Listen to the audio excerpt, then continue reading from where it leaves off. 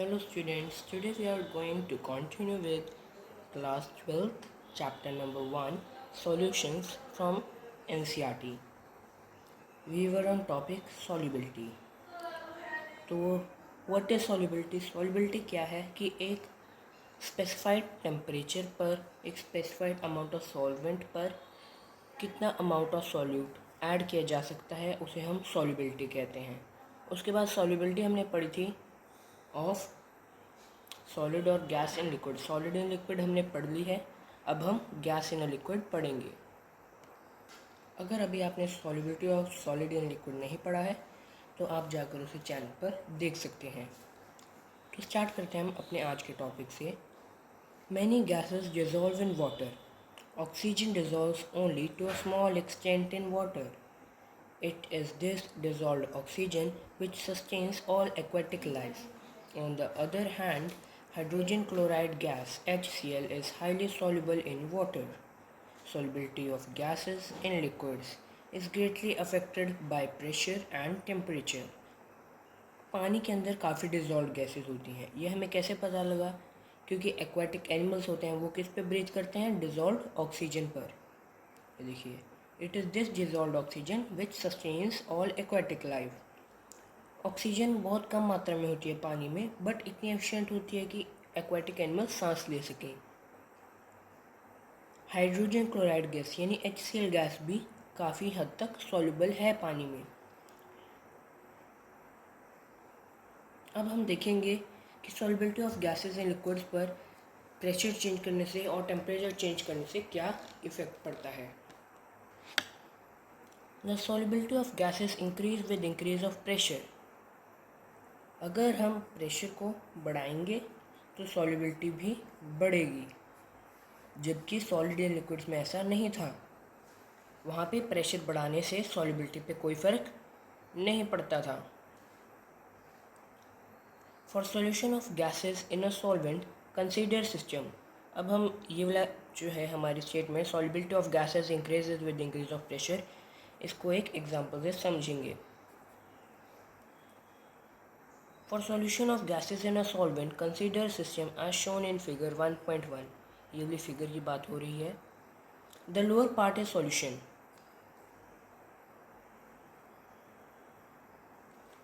System का जो ये वाला पार्ट है वो है सॉल्यूशन, और जो अपर पार्ट है वो है गैसियस सिस्टम।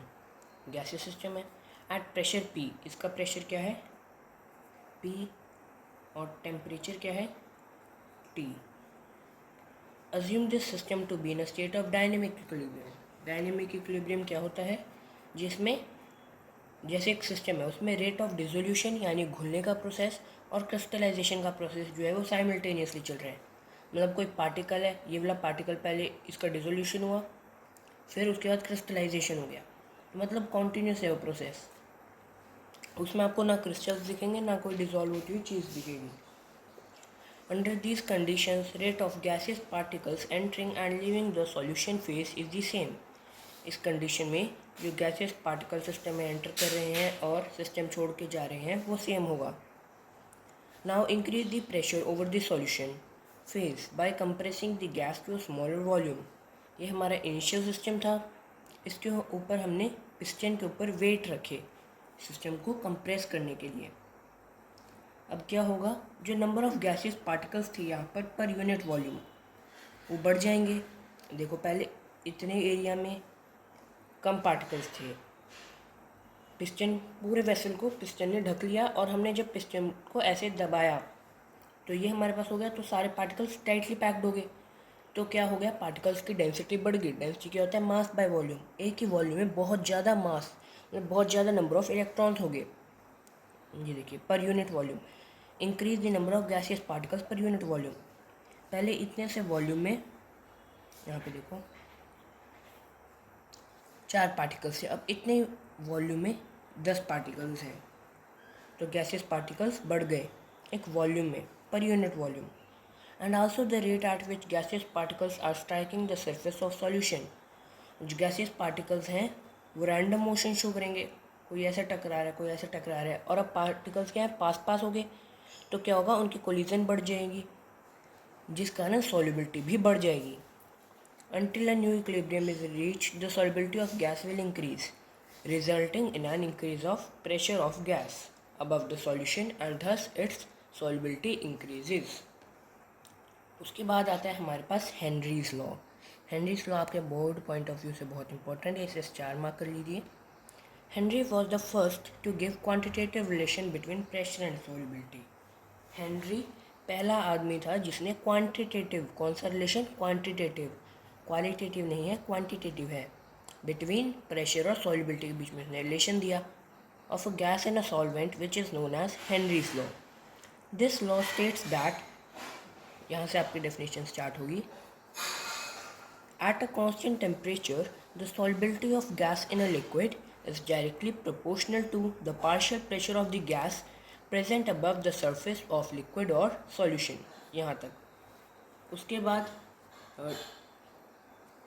डाल्टन सर का सिर्फ इतना सा ही यहाँ पे उन्होंने जो बताया उसके बारे में लिखा हुआ है और ये पूछ भी लिया जाता है। ये डेफिनेशन डाल्टन साहब ने दी थी। Dalton, a contemporary of Henry, also concluded independently that the solubility of a gas in a liquid solution is a function of partial pressure of the gas. If we use the mole fraction of a gas in the solution as a measure of its solubility, then it can be said that the mole fraction of a gas in the solution is proportional to the partial pressure of the gas over the solution. तो हमें जो बात उन्होंने कही से क्या समझा है, मोल फ्रैक्शन क्या होता है, chi A of gas in a solution directly proportional partial pressure. तो मतलब जितनी मोल फ्रैक्शन गैस की है उतनी पार्शियल प्रेशर के डायरेक्टली प्रोपोर्शनल है एक सॉल्यूशन में। किस सॉल्यूशन में, गैस के सॉल्यूशन में। यहाँ पे हम जितने सॉल्यूशन की बात कर रहे हैं भी वो लिक्विड है, मतलब हमारा टॉपिक क्या था, solubility of gas in liquid. तो कह रहे हैं कि जो मोल फ्रैक्शन ऑफ गैस है, गैस क्या सॉल्यूट है ना, सॉल्यूट कितने सॉल्यूशन में, सॉल्यूशन हमारे पास लिक्विड है, तो chi A directly proportional partial pressure. The most commonly used form of Henry's law states that partial pressure of the gas in vapor phase P is proportional to the mole fraction of gas H in the solution। यानी P directly proportional to X। इस definition से हम conclude कर सकते हैं। अब हमने इसमें एक कांस्टेंट को इंट्रोड्यूस किया जो कि है KH, जिसे कहते हैं हेनरीज लॉ कांस्टेंट। तो ये फॉर्मूला क्या बना, P is equal to KHX। ये आपके न्यूमेरिकल सॉल्व करने में काम आएगा। If we draw a graph between partial pressure of the gas versus mole fraction of the gas in solution then we should get a plot of the type. अगर हम mole fraction और partial pressure का graph draw करेंगे तो हमें एक straight line मिलेगी। Straight line क्यों मिलेगी, क्योंकि मोल फ्रैक्शन जो है, मोल फ्रैक्शन ये डायरेक्टली प्रोपोर्शनल है पार्शियल प्रेशर के, यानी जैसे जैसे हम मोल फ्रैक्शन को बढ़ाते रहेंगे पार्शियल प्रेशर भी बढ़ता रहेगा। तो मतलब ये दोनों में डायरेक्ट रिलेशन है। Different gases have different KH values at the same temperature. अलग अलग गैसेस की अलग अलग KH की वैल्यूज़ होती हैं, अलग अलग उनका कांस्टेंट, हेनरी कांस्टेंट अलग अलग होता है। This suggest that KH is a function of the nature of gas. KH किसका फंक्शन है, नेचर ऑफ द गैस का। It is obvious from equation 1.11, ये वाली इक्वेशन से ऑब्वियस है कि जितनी सॉल्युबिलिटी हाइयर होगी, एक मिनट, जितनी KH की वैल्यू ज़्यादा होगी at a given pressure lower is the solubility. जितना हम KH बढ़ाते जाएंगे सॉल्युबिलिटी उतनी कम होगी। अलग अलग गैसेस के लिए हेनरी कांस्टेंट की वैल्यू अलग अलग होती हैं, उनमें से कुछ गैसेस की हमें दी है। तो स्टूडेंट्स मैं आपको एक ऑर्डर देता हूँ, आप बस इसको याद कर लेना, आपके एग्ज़ाम्स में ये ऑर्डर आपकी हेल्प करेगा। HE की सबसे कम, उसके बाद N2 nitrogen, H2 hydrogen, AR argon, O2 oxygen, CO2 carbon dioxide और HCHO यानी फॉर्मेल्डिहाइड। बस ये 7 गैसेस का याद कर लेना ये order. Solubility increases with decrease of temperature. It is due to the reason that aquatic species are more comfortable in cold water rather in warm water. जितना टेम्परेचर हम कम करेंगे उतना सॉल्युबिलिटी बढ़ेगी। मतलब टेम्परेचर कम किया यानी ठंड हो गई, और सॉल्युबिलिटी बढ़ जाएगी। इसका एक एग्जांपल है एक्वाटिक स्पीशीज़। एक्वाटिक स्पीशीज़ यानी जो मराइन एनिमल्स होते हैं, हमारे मराइन स्पीशीज़ होती हैं, वो कोल्ड वाटर में ज़्यादा कंफर्टेबल होती हैं वार्म वाटर से कंपैरेटिव, क्योंकि टेम्परेचर जितना कम सॉल्युबिलिटी ऑफ गैसेस उतनी ज़्यादा, तो उन्हें ऑक्सीजन से सांस लेने में उतना हेल्पफुल रहेगा, उतना कंफर्टेबल रहेगा। लास्ट में है हमारे पास हेनरीज लॉ की कुछ एप्लीकेशन, जो कि आपके पास 3 नंबर के क्वेश्चन में इजीली मैम पूछ सकते हैं। तो पहली एप्लीकेशन है to increase the solubility of CO2 in soft drinks and soda water the bottle is sealed under high pressure. Pressure बढ़ाएंगे तो सॉल्युबिलिटी बढ़ती है, इसलिए बॉटल को हाई प्रेशर के अंडर सील किया जाता है ताकि सॉफ्ट ड्रिंक के अंदर CO2 की सॉल्युबिलिटी को बढ़ाया जा सके। सेकेंड है scuba divers must cope with high concentrations of dissolved gases while breathing air at high pressure underwater. Increased pressure increases the solubility of atmospheric gases in blood. When the divers come towards surface, the pressure gradually decreases. This releases the dissolved gases and leads to the formation of bubbles of nitrogen in the blood. This blocks capillaries and creates a medical condition known as bends, which are painful and dangerous to life. तो जो scuba divers हैं उनको high concentration और dissolve gases के साथ cope up करना चाहिए जब वो अंडर वाटर हाई प्रेशर में ब्रीथ कर रहे होते हैं, यानी जो उनका ऑक्सीजन टैंक होता है उनमें बाकी गैसेस भी डाइल्यूट करनी चाहिए।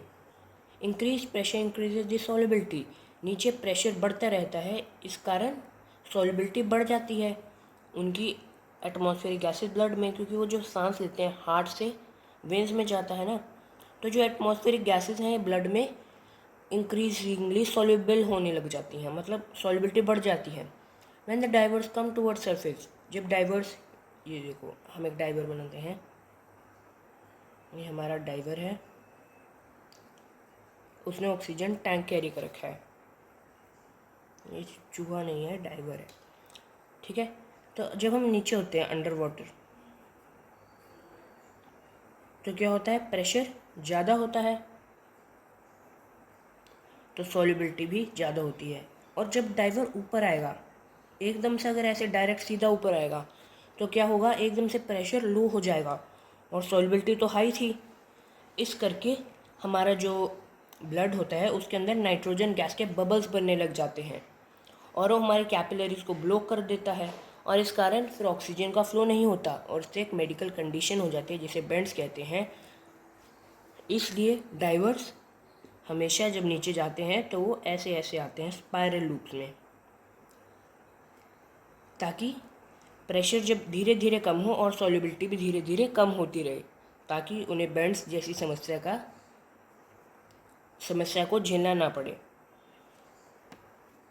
To avoid bends as well as the toxic effects of high concentrations of nitrogen in blood, tanks used by scuba divers are filled with air diluted with helium.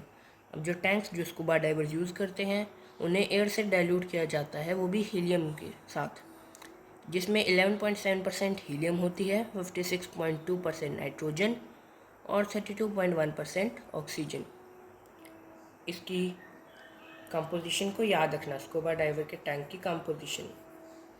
At high altitudes, ये है third application, at high altitude the partial pressure of oxygen is less than that at the ground level. This leads to low concentration of oxygen in blood and tissues of people living at high altitude or climbers. Low blood oxygen causes climbers to become weak and unable to think clearly. Symptoms of a condition known as anoxia. तो जब हम high altitudes पे जाते हैं तो oxygen का जो partial pressure है वो कम हो जाता है, जिस कारण सॉल्युबिलिटी भी कम हो जाती है हमारे ब्लड और टिश्यूज़ में। इस कारण जो क्लाइंबर होते हैं वो काफ़ी वीक हो जाते हैं और प्रॉपरली थिंक भी नहीं कर पाते, मतलब मेंटली भी कमज़ोर हो जाते हैं, और इसी कंडीशन को हम एनॉक्सिया कहते हैं। उसके बाद है इफ़ेक्ट ऑफ टेम्परेचर। तो टेम्परेचर का solubility of gases in liquids में क्या इफेक्ट पड़ेगा। Solubility of gases in liquids decreases with rise in temperature. क्या है, इनवर्स रिलेशन है। When dissolved, the gas molecules are present in liquid phase and the process of dissolution can be considered similar to the condensation and heat is evolved in this process. फिर है ली चैटलर्स principal. As dissolution is an exothermic process, the solubility should decrease with increase in temperature.